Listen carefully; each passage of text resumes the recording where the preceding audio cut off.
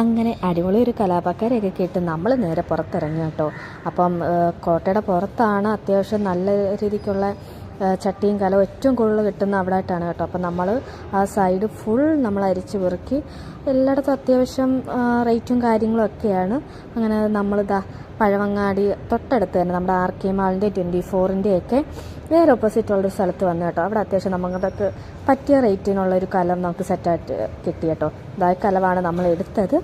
കലത്തിന് വെറും 60 രൂപയേ ഉള്ളൂ. അങ്ങനെ നമ്മൾ 2 പേരാണ് പൊങ്കാല ഇടുന്നത്. നമ്മൾ 2 കലമെടുത്ത് നമ്മളത് ചെക്ക് ചെയ്യാൻ പോവുകയാണ് കേട്ടോ. അപ്പം കുരുത്തൊക്കെ ഉണ്ടോ, വെള്ളം നിൽക്കുമോ ഇല്ലയോ എന്നൊക്കെ ഒന്ന് ചെക്ക് ചെയ്യണമായിരുന്നു.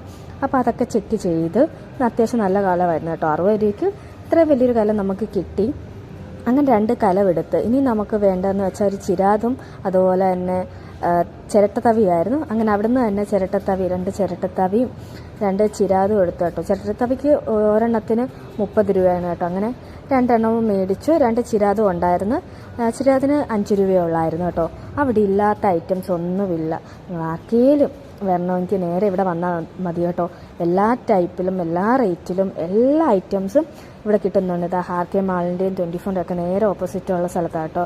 അത്യാവശ്യം അവിടെയാണ് പ്രൈസ് കുറവ്. നമ്മൾ ആ തപ്പി നടന്നതിൽ ഏറ്റവും റേറ്റ് കുറവ് എന്ന സ്ഥലത്തു നിന്നാണ് കേട്ടോ നമ്മൾ മേടിച്ചത്. അങ്ങനെ ഇപ്പോൾ പൊങ്കാല ആയിരുന്നു കേട്ടോ. എല്ലാ സ്ഥലത്തും ഈ പൗരസമിതിയുടെ ഒക്കെ പേരിലുള്ള ഓരോ സ്റ്റേജും അവിടുത്തെ കാര്യങ്ങളൊക്കെ ഉണ്ട്. അങ്ങനെ പിന്നെ നമുക്ക് വേണ്ട തോർത്തായിരുന്നു. അങ്ങനെ നമ്മൾ നേരെ രാമചന്ദ്രയെ വന്നു കേട്ടോ. രാമചന്ദ്രയല്ല, രാമചന്ദ്ര ഫ്രണ്ടിലുള്ള ചേച്ചിമാരുടെ കടയിൽ നിന്ന് 2